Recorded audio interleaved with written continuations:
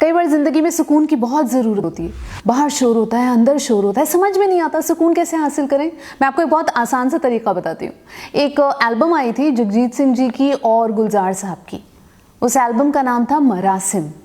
उस एल्बम को डाउनलोड कर लें। और मरासिम, मरासिम मतलब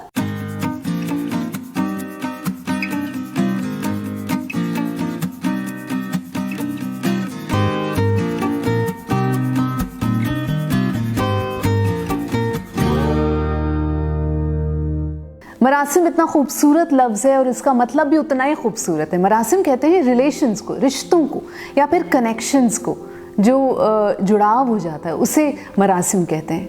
वो एक शेर है, गुलजार साहब का शेर ही है, जहाँ पे उन्होंने ये बिल्कुल मरासिम का मतलब ही बता दिया कि आँखों से आंसुओं के मरासिम पुराने हैं रिश्ते। आँखों से आंसुओं के मरासिम पुराने हैं, मेहमान ये घर में आए तो चुभता नहीं धुआं। आंखों में आंसू होता है तो फिर धुआं नहीं चुभता ना। ऐसे ही एक और नज़्म है गुलजार साहब की जो मैं आपको ज़रूर सुनाऊंगी। वो उस पूरी नज़्म में मरासिम लफ्ज़ नहीं आता मगर मरासिम का मतलब आता है। लेकिन उससे पहले फराज साहब का ये शेर है कि अब और क्या किसी से मरासिम बढ़ाएं हम, अब और क्या किसी से मरासिम बढ़ाएं हम, ये भी बहुत है तुझको अगर भूल जाएं हम। सुबह सुबह एक ख्वाब की दस्तक पर दरवाजा खोला, देखा सरहद के उस पार से कुछ मेहमान आए हैं। आंखों से मानूस थे सारे, चेहरे सारे सुने सुनाए। पांव धोए, हाथ धुलाए, आंगन में आसन लगवाए और तंदूर पे मक्की के कुछ मोटे मोटे रोट पकाए। पोटली में मेहमान मेरे पिछले सालों की फसलों का गुड़ लाए थे। आंख खुली तो देखा घर में कोई नहीं था, हाथ लगाकर देखा तो तंदूर अभी तक बुझा नहीं था और होठों पे मीठे गुड़ का जायका अब तक चिपक रहा था।